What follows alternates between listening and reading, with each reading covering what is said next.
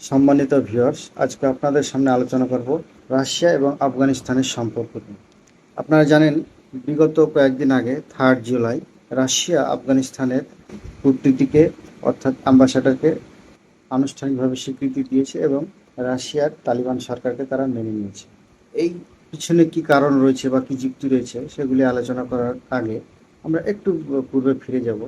যে দীর্ঘ 40 বছর ধরে আফগানিস্তানের সঙ্গে রাশিয়ার কোনো ভালো সম্পর্ক অর্থাৎ সরকারিভাবে কোনো সেরকম অ্যাক্টিভিটি বা কোনো রিলেশন ছিল না। কেননা একটু পূর্বেই আমরা ফিরে গেলে দেখতে পাবো ঔপনিবেশিক সময়কালে আফগানিস্তান রাশিয়ার শাসনাধীন ছিল 1979 থেকে 1989, এই এক দশকে বিপুল ক্ষয়ক্ষতি এবং রক্তক্ষয়ের মধ্যে দিয়ে আফগানিস্তান তাদের স্বাধীনতা অর্জন করতে সক্ষম হয়েছিল এবং এরই মাধ্যমে রাশিয়ার যে কৌশলগত শূন্যতা তৈরি হয়েছিল আফগানিস্তানে, সেটি দীর্ঘ 40 বছর স্থায়িত্ব হয়েছিল এবং সেই শূন্যতা কাটিয়ে উঠতে সক্ষম হয়েছে রাশিয়া যখন 2021 সালে তালিবানরা আফগানিস্তানের ক্ষমতা দখল নেয়।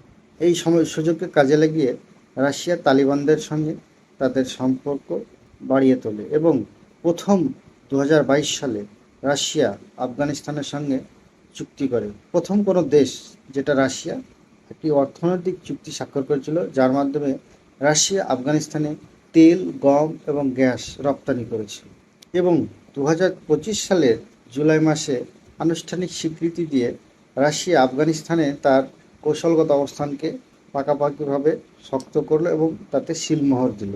এর পিছনে রাশিয়ার কিছু কৌশলগত স্বার্থ রয়েছে, যেগুলি আমরা সংক্ষিপ্ত আকারে বলতে পারি। বিশেষ করে আঞ্চলিক স্থিতিশীলতা নিশ্চিত করা, অর্থাৎ মধ্য এশিয়ায় জঙ্গিবাদ, মাদক পাচার রোধে তালিবানের সহযোগিতা রাশিয়া পাবে বলে আশা করে।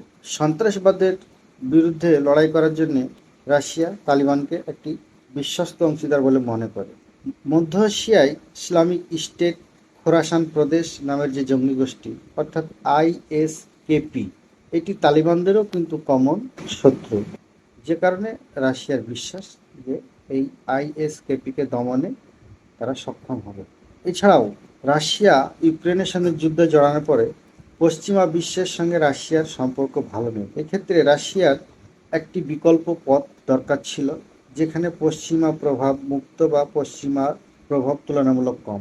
এইরকম দেশগুলির একটি দরকার রাশিয়ার কাছে ছিল। সেক্ষেত্রে আফগানিস্তানকে স্বীকৃতি দিয়ে সেই জায়গা কিছুটা হলেও নিশ্চিত করতে পেরেছে রাশিয়া এবং আফগানিস্তানের যে ভূকৌশলগত অবস্থান সেটিকে রাশিয়া কাজে লাগাতে চাইছে তার বাণিজ্যিক এবং অর্থনৈতিক ক্ষেত্রে।